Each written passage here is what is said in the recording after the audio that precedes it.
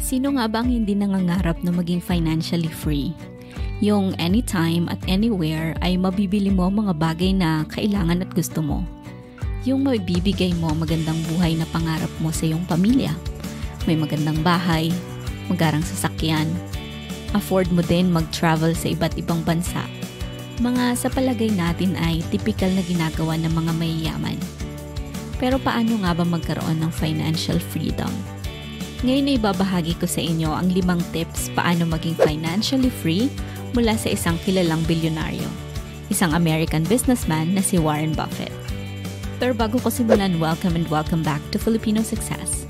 Please like this video para makatulong ka sa ating channel na mas marami pa tayong mabot. Subscribe with notifications on para wala kang ma-miss out sa mga bago nating uploads. Now kung ready ka na, let's get started. Number 1, never depend on a single income. Alam mo bang karamihan sa mga tao sa mga mayayamang bansa ay may 2 o higit pang trabaho? Habang tayo dito sa Pilipinas, iisa na nga lang kinatatamaran pa natin. Isa sa pinaka-effective na paraan para makapag-ipon o makapag-invest at eventually maging financially free ay ang pagkakaroon ng pangalawa o pangatlong income. Kaya naman isa ito sa mga tips mula sa mga bilyonaryo dahil karamihan sa kanila noong nagsisimula pa lamang o maging hanggang ngayon.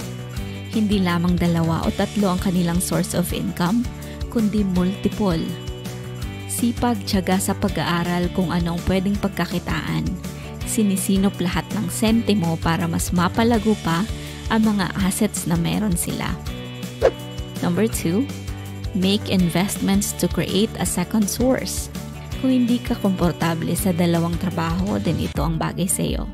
Maghanap ng 1 o 2 investment na pwede mong gawing pangalawa o pangatlong source of income.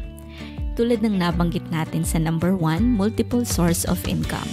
Dito nga lang, hindi lang siya trabaho kundi investment. Tulad ng negosyo like apartment, tindahan, restaurant, mga farm, at kung ano-ano pa. Kung gusto mo maging financially free, dapat marunong kang mag-take ng risk sa mga investments na ito. Hindi ka takot sumubok dahil alam mong kapag trinabaho mo ng mainam ang mga investments na ito, ay siguradong hindi malayong maging financially free ka bago ka magkaedad. Pangatlo, if you buy things you don't need, soon you will have to sell the things you need. Ang direktang translation nito ay kapag bumili ka ng mga bagay na hindi mo naman kailangan, darating ang oras na ibebenta mo ang mga bagay na kailangan mo. Kung palagi kang bumibili ng mga bagay na hindi mo naman talaga kailangan, nauubos agad ang iyong pera at maaaring mawalan ka ng budget para sa mas mahalagang bagay. Sa huli, mapipilitan kang ibenta ang mga mas kailangan mo, tulad ng mga gamit sa bahay o ari-arian para lang maitawid ang mga gastusin mo. Kung minalas ka pa at magkasakit, mas malaki ang impact nito sa iyong finances dahil maaaring bahay at lupa mo na ang kapalit nito. Mahalaga ang tamang paggastos at prioritization ng mga bagay na higit na kailangan. Number 4, do not save what is left after spending, but spend what is left after saving.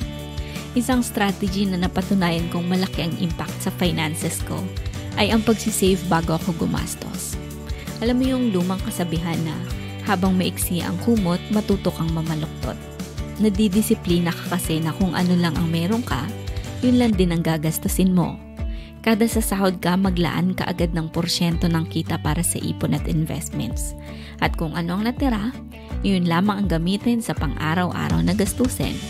Sa ganitong paraan, mas makakabuo ka ng mas malaki at mas sustainable na savings para sa future mo at ng mga mahal mo sa buhay. Number 5, never test the depth of a river with both feet. Sa tuwing susubukan mo ang isang bagay gaya ng investments o negosyo, huwag isugal lahat agad-agad. Mag-ingat at subukan muna ng dahan-dahan. Magsimula sa maliit na puhunan at huwag uubusin ang buong savings. Sa ganitong paraan, kung sakaling magkamali o malugi, hindi mawawala ang lahat ng iyong pinagharapan. Ang pagkakaroon ng tamang pag-iingat ay mahalaga sa pag-take ng risks. Hindi ibig sabihin na risk taker ka ay all-in ka na lagi sa mga sinusubukan mo. Huwag masyadong aggressive. Do not put all your eggs in one basket, ika nga. Dapat lagi kang may fallback. Sana'y ang ating 5 nabanggit na aral mula sa mga bilyonaryo ay magsilbing guide natin para maabot ang ating mga pangarap.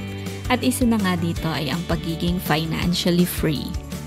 At dahil nakarating ka sa part na to, salamat sa iyong oras at sana'y na-inspire kita. Please subscribe for more videos like this with notifications on. At sana'y yumaman ka.